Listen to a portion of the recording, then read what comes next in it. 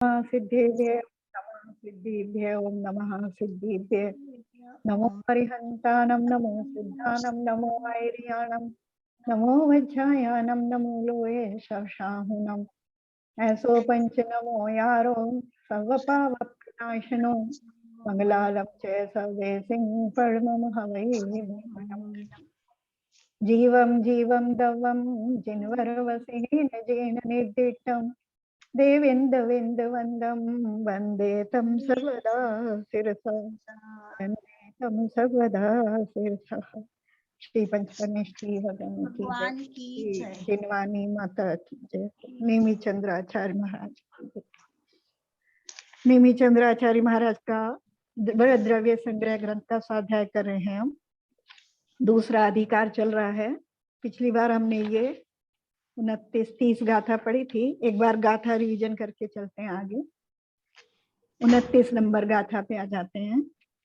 आसवदी जीर्ण कम्मं परिणामे नपनो से विणियो भावासवो जिनोतो कम्मा सवनम परो होदी।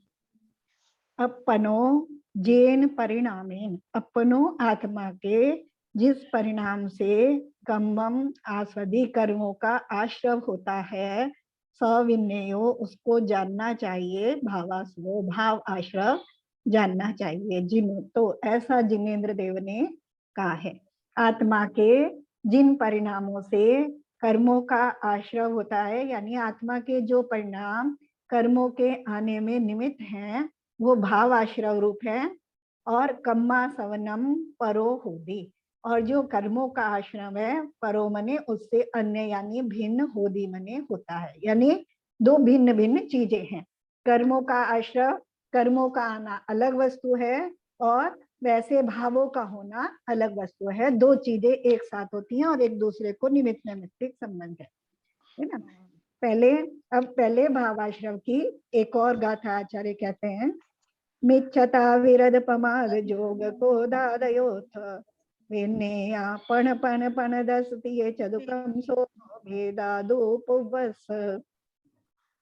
मिच्छत्ता यानी मिथ्यात, अविरत यानी अविरति, पमाद यानी प्रमाद, जोग यानी योग, क्रोधादयो और क्रोध आदि। विन्नेया मने जानने चाहिए।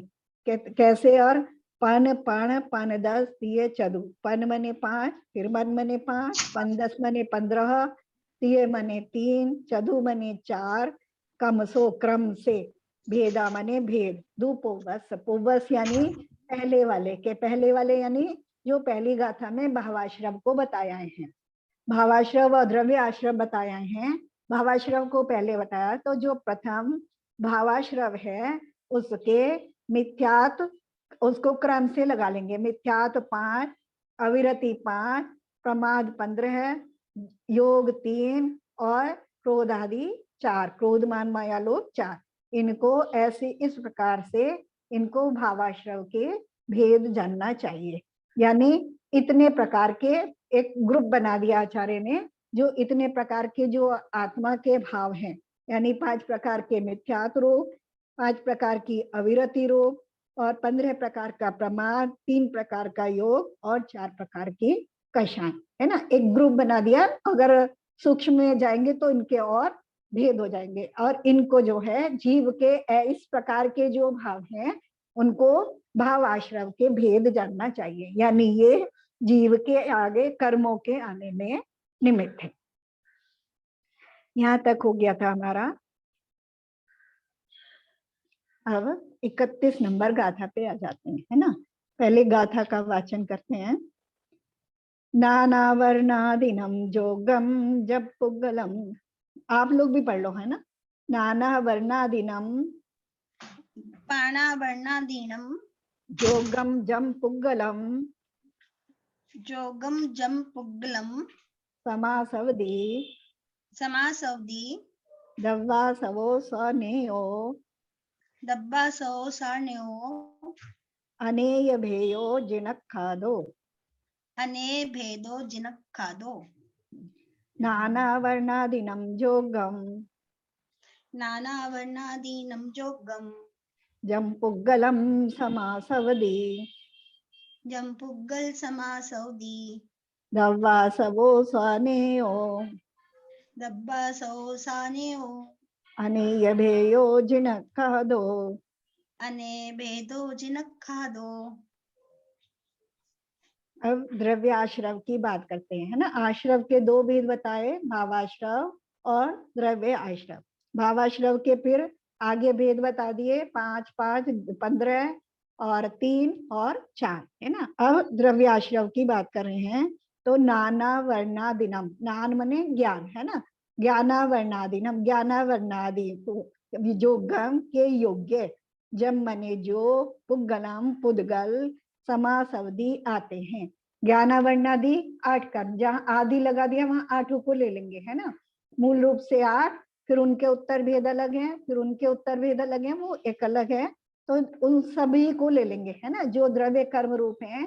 ऐसे ज्ञानावर्णी आदि के योग्य जो पुद्गल आते हैं, समास अवधि आते हैं। दव्वासवो स्वनेयो, स्व मने उसको, दव्वासवो द्रव्याश्रव नेयो जानना चाहिए, है ना।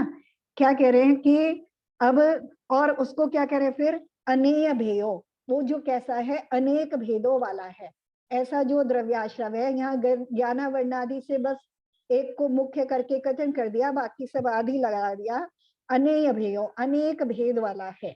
जिनक खादो, ऐसा जिनेन्द्र देव ने कहा है, जिनेन्द्र देव के द्वारा कहा गया ऐसा नाना ज्ञानावर्णादि के योग्य जो पुद्गल आते हैं, यानी वो पुद्गल कर्म आते हैं और फिर जीव के साथ निमित्त पा करके, जीव के भावों का निमित्त पा करके वो ज्ञानावर्णादि अनेक प्रकृतियों रूप परिणमित हो जाते हैं। तो उसको दव्वासवो नहीं हो, उसको द्रव्याश्रव जानना चाहिए।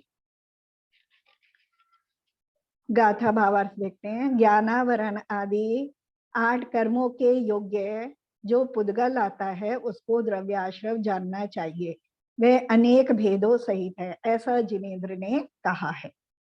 व्याख्यार्थ है, नाना वर्णादिनम सहज शुद्ध केवल ज्ञान को अथवा अभेद नहीं की विवक्षा से केवल ज्ञान आदि अनंत गुणों का आधारभूत ज्ञान, इस शब्द से कहने योग्य जो परमात्मा है उसको जो आवृत करे अर्थात ढके, सो ज्ञानावरण है।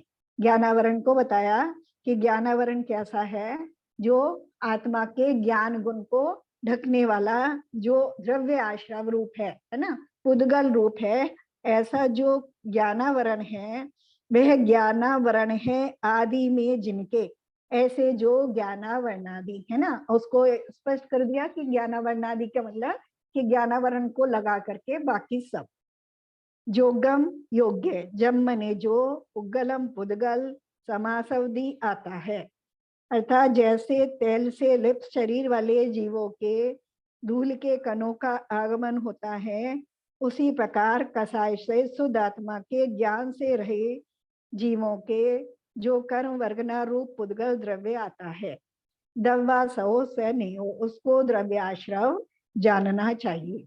अनेय भेयो, वह अनेक प्रकार का है, यानी अनेक भेदों वाला है, अर्थात ज्ञानावर्णी, दर्शनावर्णी, वेदनीय, मोनीय, आयु, नाम, गोत्र तथा अंतराय नामक जो 8 मूल प्रकृति भेद हैं। 8 तो मूल हो गए, फिर उनके ज्ञानावर्णी के 5, दर्शनावर्णी के 9, वेदनीय के 2, मोहनीय के 28, आयु के 4, नाम के 93, गोत्र के 2 और अंतराय के 5।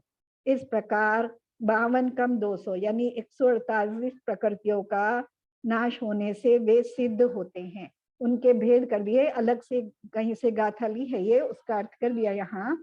इस गाथा में कहे हुए क्रम से 148 संख्या प्रमाण जो उत्तर प्रकृतियां हैं, यानी 8 मूल प्रकृतियां और 148 और उत्तर प्रकृतियां, उनके भेदों से तथा असंख्यात लोक प्रमाण जो पृथ्वी काय, नाम, कर्म आदि उत्तरोत्तर प्रकृति भेद हैं, और उनके भी असंख्यात लोक प्रमाण भेद हैं। उन 148 प्रकृतियों के भी सबके अलग अलग हैं, है ना। उनसे अनेक प्रकार का है, इस प्रकार से अनेक प्रकार का वो द्रव्याश्रव है। जिनक खादो, यह द्रव्याश्रव का सूत्र श्री जिनेन्द्र देव का कहा हुआ है। इस प्रकार गाथा का अर्थ है। इस पूर्वोक्त प्रकार से आश्रव के व्याख्यान की 3 गाथाओं से प्रथम स्थल समाप्त हुआ। अब इसके आगे 2 गाथा सूत्रों से बंध पदार्थ का व्याख्यान करते हैं। उसमें गाथा के पूर्वार्ध से भावबंध और उत्तरार्ध से द्रव्य बंध के स्वरूप का उपदेश देते हैं। यहाँ 3 गाथाओं से आचार्य ने आश्रव तत्व को या आश्रव पदार्थ को बताया। क्योंकि हम क्या पढ़ रहे हैं, 7 तत्व और 9 पदार्थों का वर्णन चल रहा है हमारा, तो उसमें आचार्य ने बताया जो 7 तत्व या 9 पदार्थ हैं, पुण्य पाप को मिलाकर के 9 पदार्थ हो जाते हैं, वो जीव के ही विशेष हैं, यानी जीवों की ही अवस्थाएं हैं, भिन्न भिन्न अवस्थाएं हैं। कोई संयोग से होने वाली अवस्थाएं हैं और कोई वियोग से। तो सबसे पहले आश्रव नाम को बता रहे हैं, तो उसके भी फिर 2 भेद कर दिए, एक भावाश्रव, एक द्रव्य आश्रव। भावाश्रव जो जीव के परिणाम है ना, जीव की अवस्थाएं हैं, जो जीव के परिणाम होते हैं। निरंतर नए नए प्रति समय हम देखते हैं, क्योंकि हम भी जीव हैं और हमारे निरंतर तरह तरह के परिणाम होते रहते हैं। तो वो हमारे जो परिणाम आ रहे हैं, नए नए परिणाम, हमारे नए नए भाव विचार आ रहे हैं, वो सब आश्रव रूप है। और उनके निमित्त से आने वाले जो पुद्गल परमाणु हैं, जो कर्म रूप से परिणमित होते हैं, वो द्रव्य आश्रव रूप है। ये हमने पढ़ा। अब बंध की बात करते हैं। तो यहाँ कह रहे हैं नहीं, मेरा एक थोड़ा मेरी शंका थी, मैं आपसे पूछता हूँ। तो आपने कहीं पढ़ा हो तो शायद, मेरे पढ़ने में नहीं आया, ये कर्म परमाणु मतलब जिनमें कर्म रूप कन्वर्ट होने की योग्यता होती है, ऐसे परमाणु वो अलग अलग कर्मों का चार्ज लेने वाले अलग अलग परमाणु होते हैं, या वो सब प्लेन परमाणु होते हैं और बाद में कोई ज्ञानावर्णी बन जाता है, कोई दर्शनावर्णी बन जाता है? मतलब 2 तरीका हो सकता है। एक तो ये कि उनमें पहले से ही इस जाति के परमाणु हों जो ज्ञानावर्णी रूप में कन्वर्ट होने की योग्यता रखते हों, दूसरे में दर्शनावर्णी योग्यता रखने वाले हों, या वो सब एक जैसे हों, खाली जीव के भाव पा करके वही सब प्लेन एक जैसे परमाणु अलग अलग रूप में परिवर्तित होते हैं। हाँ, ये स्पेशल तो इतना तो नहीं अलग से पढ़ने को, मतलब बस यही मिलता है। कारमान वर्गनाएं अलग प्रकार की होती हैं। पुद्गल की वर्गनाओं का जहाँ आचार्य ने भेद किया है, वो तो आपने भी पढ़ा है, 23 प्रकार की वर्गनाएं होती हैं।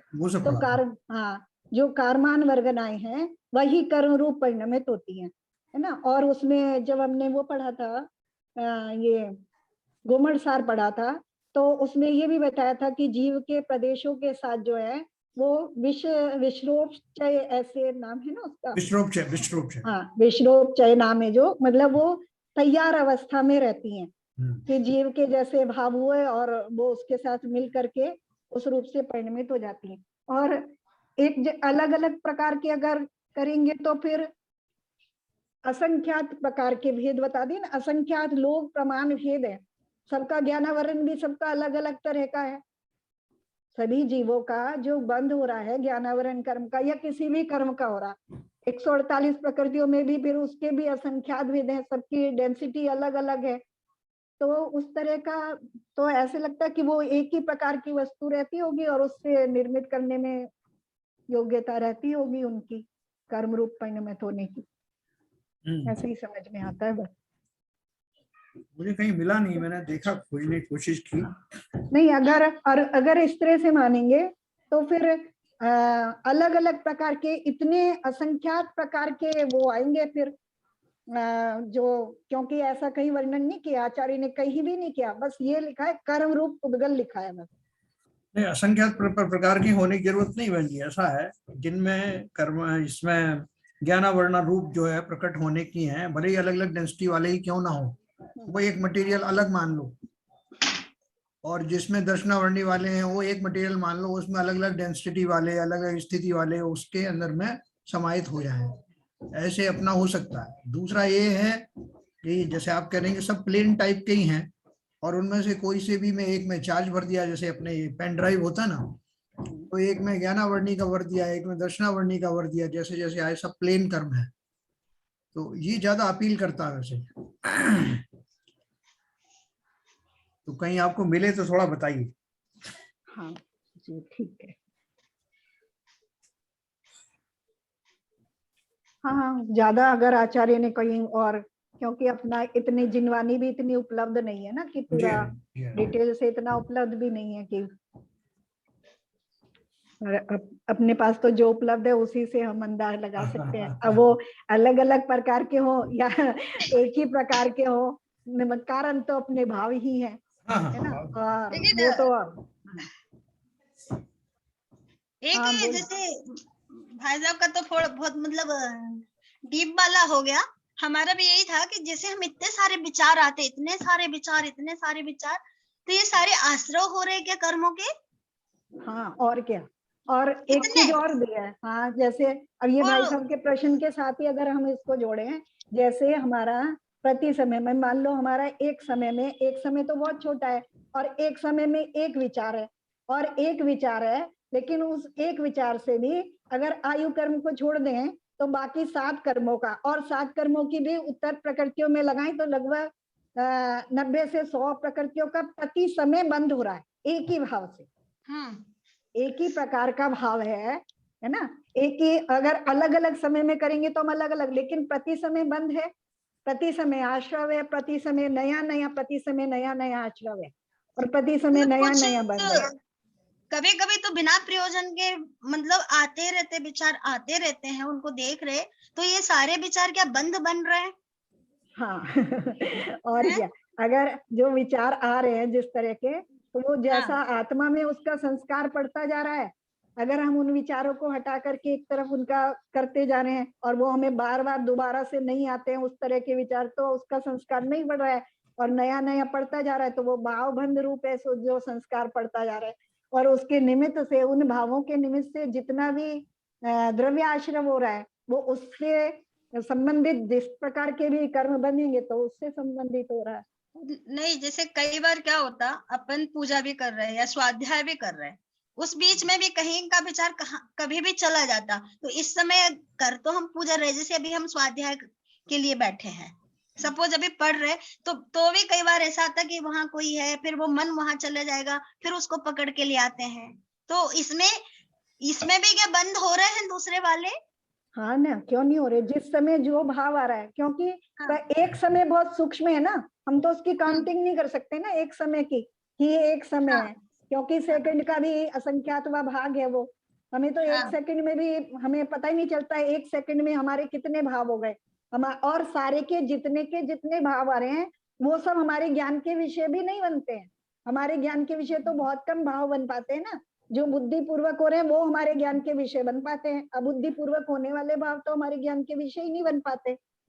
ज्यादा तो अबुद्धि पूर्वक ही होते हैं विचार। हाँ, और वो होते रहते हैं, जानते हैं आंटी, क्या कहते हैं, विचार तो ऐसा है कि बोलते हैं हम भले धार्मिक है, लेकिन मन तो ऐसा है कि कहीं स्थायी बिल्कुल भी नहीं रहता है, क्योंकि भटकता ही है, कितना भी कुछ कर ले, एकाग्र करना बड़ा मुश्किल काम हमें लगता है। अभी हाँ, हम अभी हमारी क्या है ना, दरअसल हमने धार्मिक की परिभाषा ही तो क्रियाकांडों से कर रखी है ना, जबकि धर्म तो क्रियाकांड तो धर्म है ही नहीं, किसी भी प्रकार की क्रिया वास्तव में धर्म नहीं है, क्योंकि सीधी सीधी सी अपनी कितनी बढ़िया परिभाषा की वस्तु का स्वभाव धर्म है ना, और जब जो अपने स्वभाव में आ गया वो धर्म में हो गया, वो धर्म रूप है।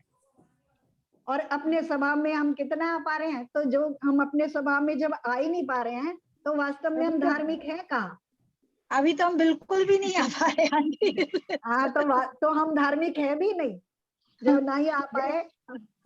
तो अभी तो यह है कि बस थोड़ा, अगर हमारे आचरण को अगर हम देखें कि हम मान लें तो नैतिक आचरण जरूर कह सकते हैं, थोड़ा लौकिक के हिसाब से देखें तो हमारा आचरण अगर और जीवों की अपेक्षा देखें तो हम कह देंगे कि हमारे अंदर नैतिकता है ना, थोड़ा इस कुल में, ऐसे कुल में उत्पन्न हो गए तो दया, सहिष्णुता, थोड़ा मैत्री, प्रेम इत्यादि जो भाव हैं थोड़े वो उत्कृष्ट कोटि के, उच्च कुल में उत्पन्न होने के कारण थोड़े से उत्कृष्ट कोटि के हैं, लेकिन उसका मतलब ये नहीं है कि हम धार्मिक हैं। वही जैसे स्वाध्याय सुनते, हर चीज समझ रहे हैं, सब कुछ है, आचरण कोशिश भी करते हैं, लेकिन वो चीज नहीं आ पाती जितना हमें चाहिए, जो चाहिए है वो नहीं हो पा रहा है। हाँ, अपन रात को पढ़ रहे थे ना, धर्म का अर्थ क्या है, हाँ, वस्तु के स्वभाव को धर्म कहते हैं। हाँ, कल बताया था। वही तो स्वभाव नहीं आ रहा, जीव का जो स्वभाव है असली। देखो एक चीज है ना, जैसे किसान धरती में बीज डाल रहा है, तो बीज डालना मात्र उसका उग जाना तो नहीं है ना। अब मान लो अगर हम ये मान रहे हैं कि हम इन संस्कारों के हम संस्कार डाल रहे हैं अपने अंदर, है ना, जो हम संस्कार अगर इस तरह की क्रियाएं करके अपने अंदर संस्कार बो रहे हैं, तो ये हो सकता है, ये संभव है कि समय आने पर, जैसे किसान ने बीज डाला, तो ये जरूरी तो है नहीं कि वो उग जाए। जब वो उग जाए तब उसको माना जाएगा कि वो खेती कर रहा है। जब तक वो बीज डाल रहा है तो उसका बीज डालना मात्र। अब कैसा क्षेत्र है, कैसा काल है, उसके उगने योग्य काल है कि नहीं है, वो उस बीज में योग्यता है कि नहीं है। अगर हमने वास्तव में सही बीज डाला है तो वो समय आने पर उगेगा, है ना। और जब वो उगने लगेगा, बढ़ने लगेगा, तब हम धार्मिक हो जाएंगे, है ना, तब उसमें मोक्ष रूपी फल भी लगेगा। लेकिन जब तक वो बीज केवल डाला ही जा रहा है, तो अभी तो ये भी नहीं सही से निर्णय है कि वास्तव में हम बीज भी सही डाल रहे हैं कि नहीं, सही भूमि में डाल रहे हैं कि नहीं, है ना। अगर जीव भव्य है और वास्तव में उसको लग रहा है कि हाँ मैं उसका पात्र हूँ, तो वो सही भूमि में सही बीज डाल रहा है ना, सही आचरण कर रहा है, उसकी कषाय निरंतर मंद हो रही है, उसे वस्तु का स्वरूप समझ में आने लगा है और भव्य है, तो इसका मतलब यह है कि सही भूमि में सही बीज डल रहा है। अंकुरित जब होने लगे तो जब अंकुरित होने लगेगा, उसका अंकुर, एक भी अंकुर बाहर फूट के आने लगेगा, उसका नाम सम्यक दर्शन है ना। जैसे ही वो अंकुर फूटने लगेगा, बीज फूलने लगेगा, तो समझ लो, तो वहां से ये समझना कि हम धार्मिक हो गए। जो सम्यक दृष्टि जीव है, वो वहां से धर्म की शुरुआत है। अभी धर्म तो लगता है नहीं शुरू हुआ है, पर अपने को जानना शुरू हो ये गया सब है। भी करना पड़ेगा ना। अगर हाँ। हम बीज ले ही नहीं, धरती में डाले ही नहीं, है ना, डब्बे में बंद ही वो पड़ा रहे, तो कभी उगेगा ही नहीं। फिर तो कभी ऐसे करना तो पड़ेगा, अपनी सामर्थ्य लेकिन करना तो। क्या होता ना, इसलिए है ना, जो स्वाध्याय भले हम नहीं आ पाते, लेकिन ये कहते हैं कि 1 घंटे भले वो 2 शब्द कान में पड़े, लेकिन यदि हम बिल्कुल छोड़ देंगे ना, तो हम बिल्कुल भटक जाएंगे। फिर तो नीचे जाना है ना, क्योंकि हाँ, सबसे तो इसलिए ऊपर ना, खड़े हैं। भले टाइम नहीं भी हो तो भी कैसे भी करके चालू करके बैठ जाते हैं कि नहीं, सुनते रहो, कुछ तो कान में पड़ेगा। हाँ, आप देखो, लोग से सच्ची में ये रिक्वेस्ट है कि ऑनलाइन जो शुरू किया है ये कभी बंद मत करना, नहीं तो हमें तो स्वाध्याय हमारा छूट जाएगा। वो यहाँ तो कुछ होता ही नहीं है। चक्र में जो चक्र चलता है, अगर हाँ। उसे तोड़ के बाहर नहीं निकल पा रहे हैं, तो जब जहाँ सबसे ऊपर पहुंच गए हैं और उसी में घूमते रहे, तो नीचे जाना निश्चित है, क्योंकि चक्र तो घूमना है और संसार चक्र है। आचार्य ने उसको चक्र कहा है, जिनेन्द्र देव ने चक्र कहा है उसको। या तो उसको बस 2 ही साधन है, या तो तोड़ करके बाहर निकल जाओ, और या फिर उसमें घूमते रहो। और घूमते रहने का मतलब है कि ऊपर, सबसे ऊपर आ गए तो अब नीचे भी जाना ही पड़ेगा फिर। ऐसा तो नहीं, वो है ऐसा नहीं। चल रहा है बहन जी, वो कि अगर जब कभी ये नॉर्मल भी हो जाएगी सिचुएशन, तो दोनों तरह का रहेगा। मंदिर में भी अगर जाना हो गया तो मंदिर से शुरू करके वहीं से ब्रॉडकास्ट भी करेंगे, हाँ, ऑनलाइन भी हो जाएगा। वहां से हो सकता है, वहां से कंटिन्यू, जिसको वहां कन्वीनियंट है वहां, वहीं तो ऑनलाइन चालू कर जी लेगा। हाँ, ऐसा कुछ वो बोल रहे थे उस दिन सेठ ही। हाँ, ये हाँ, बिल्कुल ऐसे ऐसे अच्छा ही रहेगा। करना। हाँ, ऐसे ऐसा अच्छा बहुत अच्छा रहेगा। रहेगा। हम कहते एक भी हमारे जैसे लोग को जुड़ने को मिल जाएगा ना। हाँ हाँ हाँ, वो सही कल्पना है। मुंबई के और बाहर है, जिनका हम दूर लोगों है के ना। लिए भी सही रहेगा, क्योंकि हाँ। जैसे सबको अभिषेक घर देखने में को मिलता है, वैसे स्वाध्याय भी सुनने को घर में रहते हुए क्या है ना, घर में जो हमारा ऑनलाइन स्वाध्याय हो रहा है वो अधूरा हो रहा है हमारा। हम शांति से नहीं कर पाते। जो लोग अकेले अकेले हैं, उनको तो फायदा है इस चीज में कि वो अकेले बैठ के शांति से चाहे घर में करें चाहे मंदिर में करें। उनके लिए हमारा तो हल्ला गुल्ला मचा रहता है, हमारा आधा ही स्वाध्याय हो पाता है। हमारे मंदिर में ज्यादा बढ़िया हो पाता है। तो मंदिर से भी कनेक्शन रखिएगा ना। हाँ, वो तो रखेंगे ही, खैर बता तो रहे भाई साहब। हाँ। चलो चलें आगे। हाँ। आश्रव हो गया अपना, बंद पे आ जाते हैं। बंद तत्व की बात करते हैं। 32 नंबर गाथा है। बज्जदी कम्मम जेण दो, बज्जति कम्मम जैन दो, चेदन भावेन भाव बंधो सो, चेदन भावेन भाव बंधो सो, कम्माद पदेशानाम अन्नो नन पवेशन इधरो। एक बार गाथा पढ़ लिया करो आप लोग भी। बज्जधिकम जेण दो चेदन भावेन भाव बंधोसो कम्माद पदेशानाम अन्नो न पवेशन इधरो। बज्जदी बंधता है। अब बंध तत्व की बात कर रहे हैं कि बंधता है। कम्मम कर्म, जेन मने जिससे, चेतन भावे जिस चेतन भाव से ना, भाव बंधो सो चेतना के यानी आत्मा के जिस भाव से कर्म बंधता है वह भाव बंध है।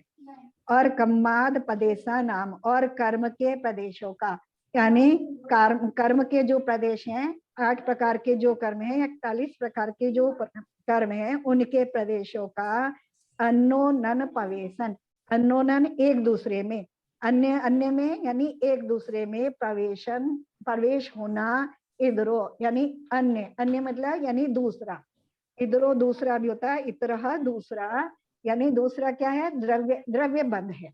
दोनों बंधों की बात कर दी। पहले में बता रहे हैं आत्मा के जिन परिणामों से कर्मों का बंध होता है वह भाव बंध है, और कर्म के प्रदेशों का एक दूसरे में यानी जीव के साथ कर्म प्रदेशों का बंध जाना, मिल जाना, वो इधरा यानी द्रव्य बंध है। गाथा भावार्थ देखते हैं।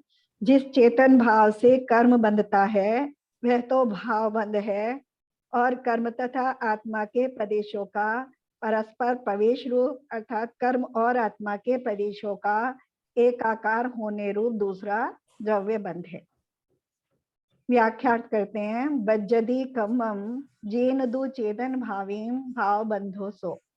जिस चेतन के भाव से कर्म बंधता है वह भाव बंध है, अर्थात संपूर्ण कर्मों के बंध को नष्ट करने में समर्थ तथा अखंड एक प्रत्यक्ष ज्ञान स्वरूप जो परम चैतन्य विलास लक्षण का धारक ज्ञान गुण है, उससे अथवा अभेद नहीं की विवक्षा से अनंत ज्ञान आदि गुणों का आधारभूत जो परमात्मा है, उससे संबंध रखने वाली जो निर्मल अनुभूति है, उससे विपक्ष भूत है ना, पूरा ये आत्मा के शुद्ध स्वभाव की बात करके ये कह रहे, उससे जो विरोधी तत्व है, विपक्ष भूत है, अथवा मिथ्यात्व राग आदि में परिणत रूप अशुद्ध चेतन भाव स्वरूप जो परिणाम है, उससे जो कर्म बंधता है वह भाव बंध कहलाता है।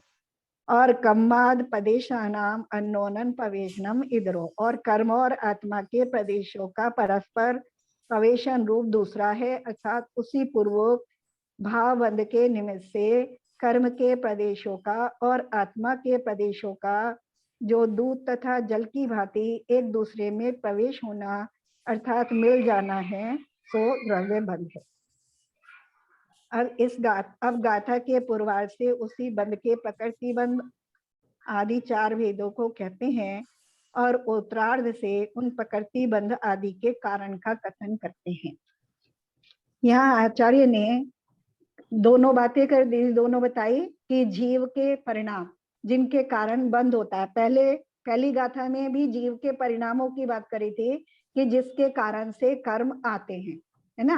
अब यहाँ बात करी जीव के परिणाम जिनसे वो आए हुए कर्म उसके साथ एकाकार होकर बंध जाते हैं, वो सब भाव स्वरूप हैं। और जो द्रव्य कर्म आए थे पहले, पुद्गल परमाणु आए जो जिनमें कर्म रूप होने की योग्यता है, वो आश्रव है, और जीव के प्रदेशों के साथ एक में खो करके उनका रुक जाना, है ना, कुछ समय तक के लिए उनका रुक जाना, वो द्रव्य बंध है। अब इसी भाव बंध को और द्रव्य बंध को एक गाथा से और बता रहे हैं। एक गाथा और पढ़ते हैं, फिर थोड़ा सा चर्चा कर लेंगे। पैड़ी थिदी, पढ़ोगे क्या? साथ में पढ़ लो, अनम्यूट करके, मुझे पता चले तुम लोग पढ़ रहे हो। वो मेरे घर शोर हो रहा है इसलिए बंद कर दिया था। पैड़ी थिदी, थिदी, पैड़ी थिदी, अनुभाग प्रदेश भेदादो, अनुभाग प्रदेश भेदादो, चतुर्विधो बंधो, चतुर्विधो बंधो, जोगा पैड़ी प्रदेशा, जोगा पैडी पदेशा ठिदी अनुभागा दिदी अनुभागा कषायदो होंती कसाय दो हुंती पैड़ी ठिदी अनुभाग पदेश भेदादु चतुर्विधो बद्धो जोगा पैड़ी पदेशा ठिदी अनुभागा कषायदो होंती। पैड़ी प्रकृति, ठिदी स्थिति, अनुभाग अनुभाग और पदेश है ना, पदेश भेदादु भेद से, चतुर्विधो चार प्रकार का, चतुर्विधो चार प्रकार, चार हो गए ना, प्रकृति, स्थिति, अनुभाग और प्रदेश सब पढ़े हमने। चतुर्विधो बंधो, चार प्रकार का बंध होता है ना। ये द्रव्य बंध के भेद हैं। प्रकृति, स्थिति, अनुभाग और प्रदेश के भेद से चार प्रकार का बंध होता है। फिर कह रहे हैं जोगा पैड़ी पदेशा, जोगा योग से, पैड़ी पदेशा प्रकृति और प्रदेश, और ठिदी अनुभागा स्थिति और अनुभाग कषाय दो होंती, कषाय से होता है। पहली लाइन में बताया कि प्रकृति, स्थिति, अनुभाग और प्रदेश चार प्रकार का बंध होता है, यानी जो कर्म प्रदेश मिल करके एक में एक रूप हो रहे हैं, वो चार प्रकार का कार्य करते हैं, है ना। प्रकृति रूप, स्थिति रूप, अनुभाग रूप और प्रदेश रूप। और उसमें से जो प्रकृति और प्रदेश रूप है उसमें जीव के योग कारण है ना, योगा योग से होता है। और स्थिति और अनुभाग जो कारण है उसमें जीव के जो कषाय रूप परिणाम है वो उसके कारण है। गाथा अर्थ कर लेते हैं।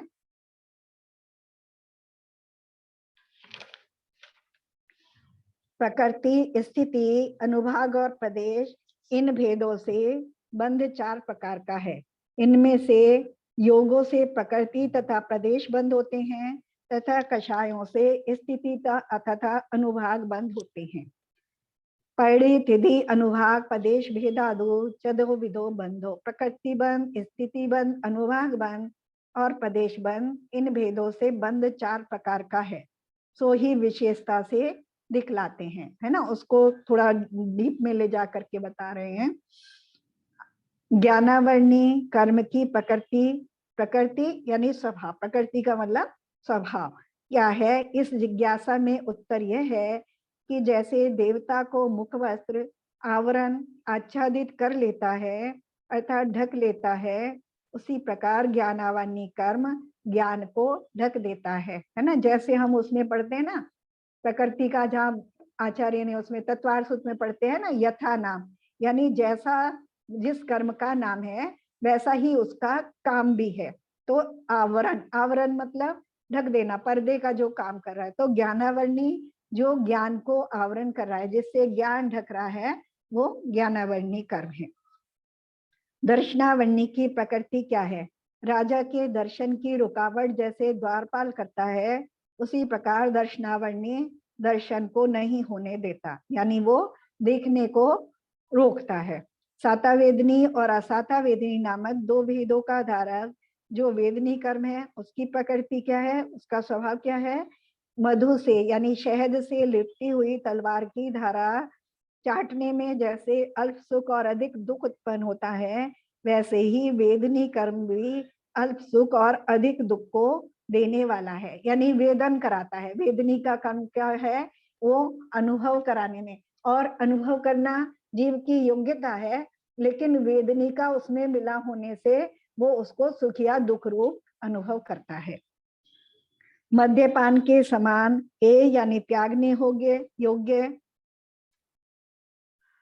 उपादेय ग्रहण करने योग्य पदार्थ के ज्ञान की रहितता, यह मोहनी कर्म की प्रकृति है। यानी मोहनी कर्म के कारण जीव मोहित हुआ रहता है और वो भेद नहीं कर पाता कि क्या ग्रहण करना चाहिए और क्या नहीं करना चाहिए।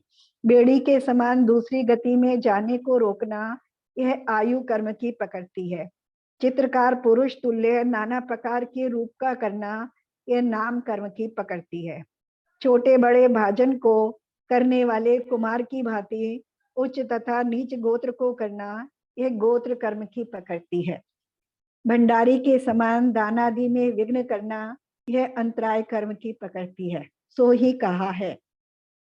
पट यानी वस्त्र, प्रतिहार, द्वारपाल, तलवार, मध्य, बेड़ी, चितेरा, कुंभकार और भंडारी, इन 8 का जैसा स्वभाव है वैसा ही क्रम से ज्ञानावरण आदि 8 कर्मों का स्वभाव है। इस प्रकार गाथा में कहे हुए 8 दृष्टांतों के अनुसार प्रकृति बंध जानना चाहिए। प्रकृति बंध का यानी स्वभाव, प्रकृति कर्मों की जो प्रकृति है, 8 कर्मों की प्रकृति को आचार्य ने उदाहरण के माध्यम से बताया। ये सब हम पहले से पढ़ चुके हैं और अच्छी तरह से जानते भी हैं, है ना।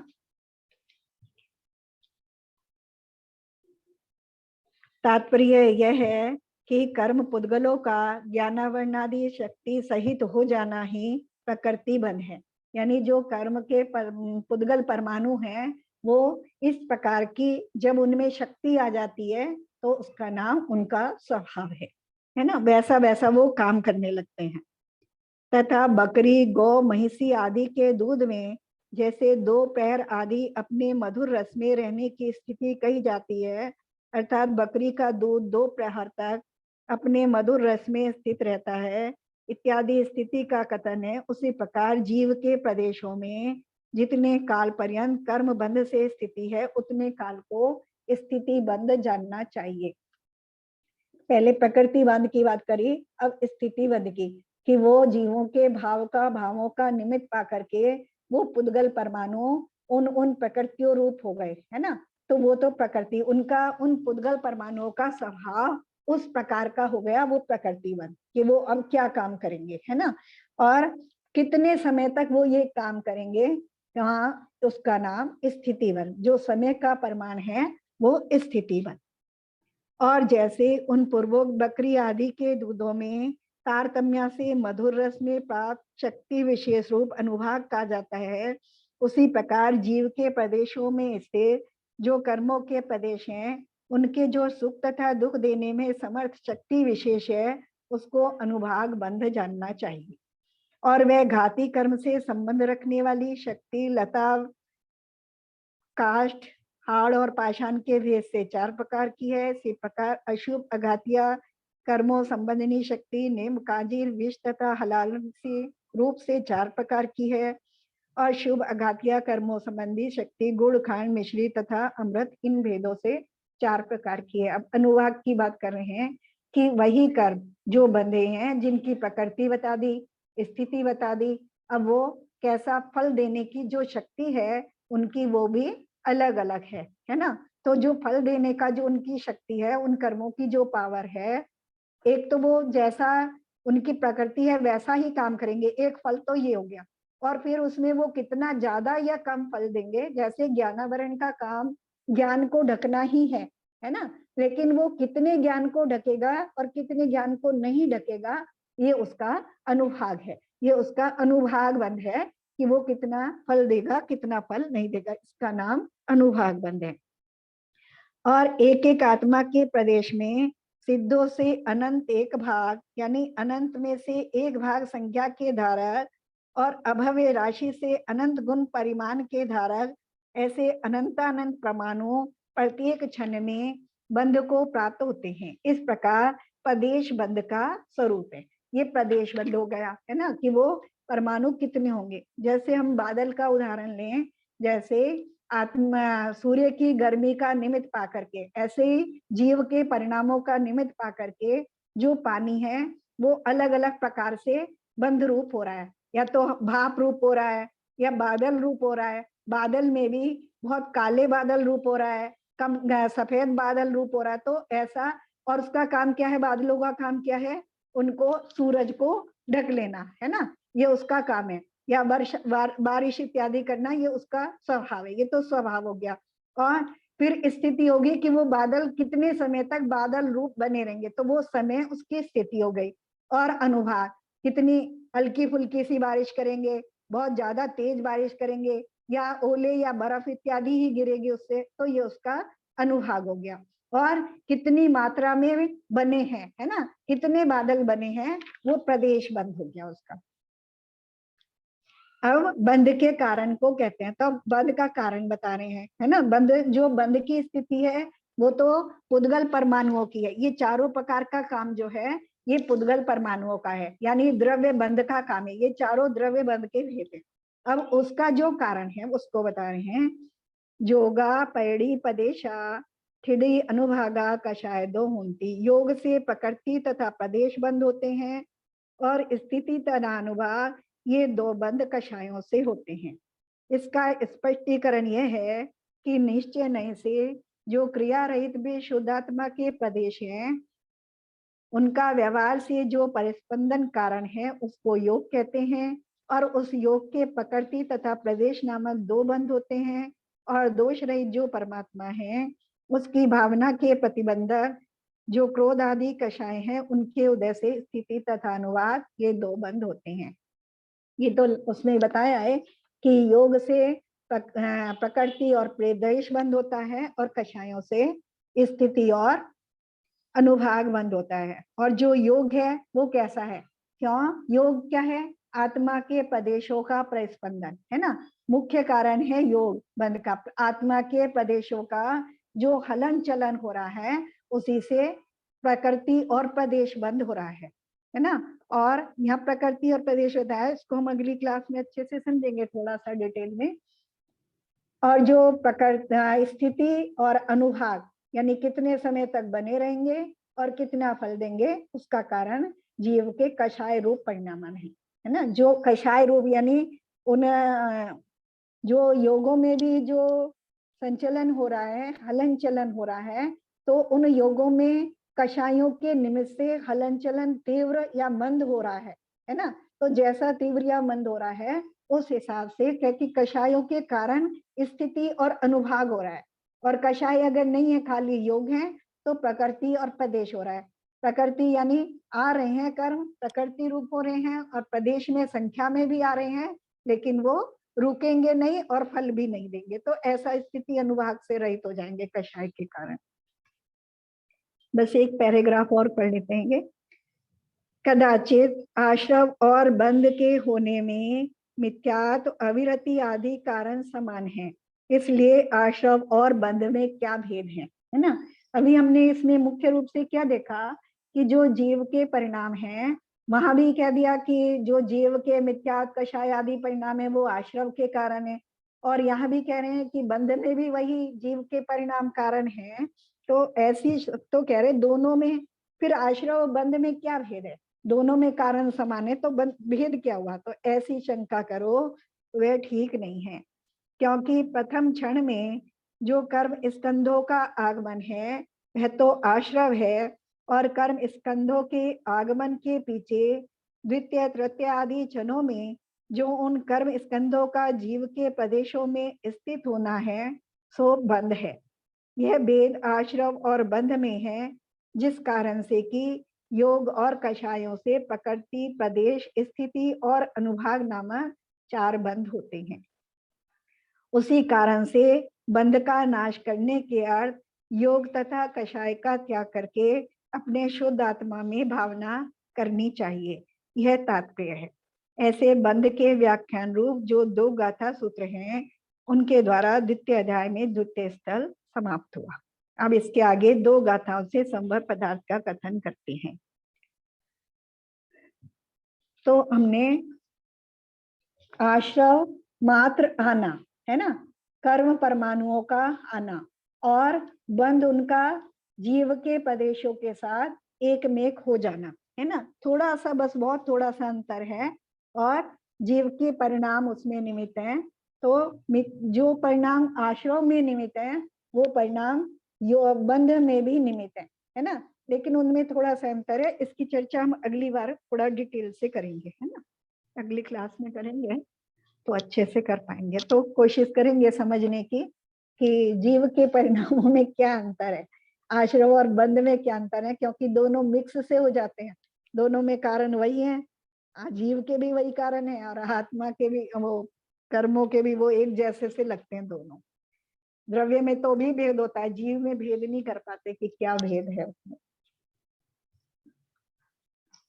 चलो आज तो अपनी क्लास बहुत अच्छी रही 4-5 लोग हैं बस कुल मिलाकर के।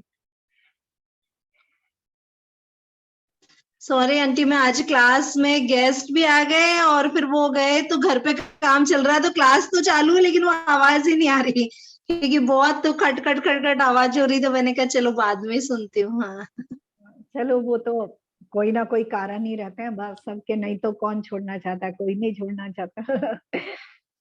चलो सही है, अगली बार फिर से उसको डिस्कस कर लेंगे, कुछ रह जाएगा तो। जिनवानी स्तुति करते हैं। जावानी के ज्ञान से सूझे लोकालोक, सोवानी मस्तक नमो सदा दे दो। ये जिनवानी भारती तो जपू दिन रैन, जो तेरी शरण गए सो पावे सचिन। देव भजू अरिहंत को गुरु सेवा ने, तुम दया धर्म पालू सदा, यही मुख्य जिनवानी माता।